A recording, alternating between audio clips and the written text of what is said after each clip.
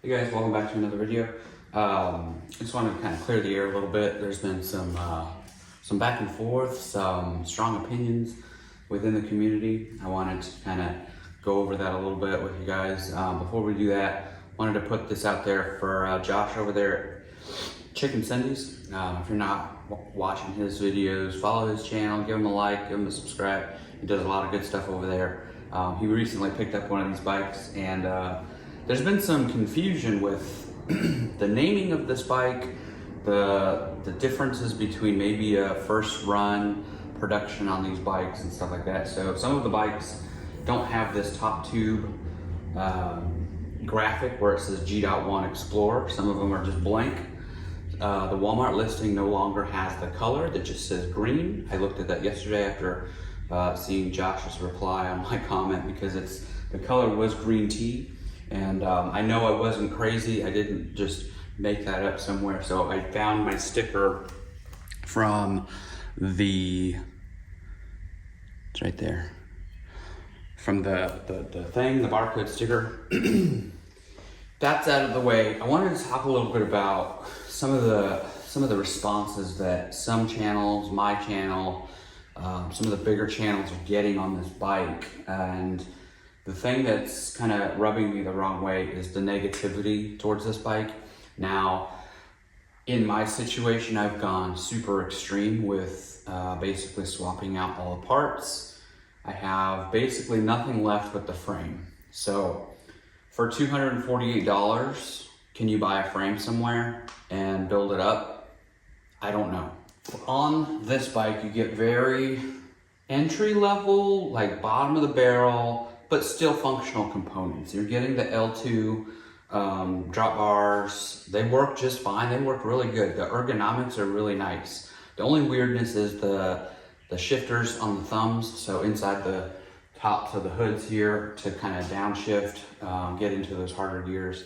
So the drivetrain was just fine. It came with the Shimano mech in the back. It was an L2 front derailleur, 7-speed freewheel in the back, which is fine. It had plenty of range to get up most climbs. Had the larger 46 in the front to get a little bit more top end speed. I think the gearing was just right, especially if you're going to be taking this off-road on some light single track.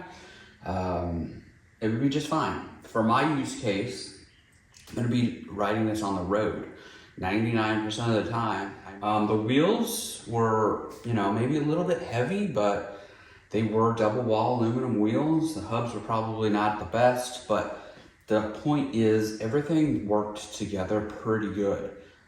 It worked just fine. Most people are gonna buy this bike, take it home, and go ride around the neighborhood. They're gonna put around town with their kids. They're gonna use this to maybe get a little bit more activity in their life. For those people out there that are buying this bike, they're not going to do anything to it. It'll be just fine. I don't imagine they're going to be riding it super hard. They're not going to be putting hundreds of miles on it a week. It's going to suit them just fine the way it is. There is no reason to go out and spend any money on anything unless you want to, right? So let's say you're riding along and you find that the bottom bracket starts clunking out and you start hearing it crunching. That's possible. That's going to be possible with any bike. Everything has a lifespan. Parts are disposable and consumable. So things are going to wear out whether you have a $200 bike or a $10,000 bike. That's just the way it goes. You're putting wear and tear on these components. They're going to wear out. So typically on these bikes, you'll see some proprietary standard measurement. They have standardized parts on here. You can fit an external bottom bracket on here. It's not some weird super small or super big bottom bracket threading. It's standard parts. 44 to 44 head tube measurement. 27 2 seat posts. They could have easily put this as 25, or they could have gone some weird wacky number that you couldn't get parts for. I think the guys at Walmart, they've been stepping their game up with modernizing their frame geometry, standardized parts that they can be swapped out with, stuff like that. They're targeting a consumer that's not looking to spend a lot of money to get in the door. You know, they just keep getting better and better as far as like what you can expect as is, and then what you can expect to make it become. You don't need to do anything to this bike. It's not garbage. I mean, you know, some people are gonna have that opinion. Yeah, it is garbage, and that's fair.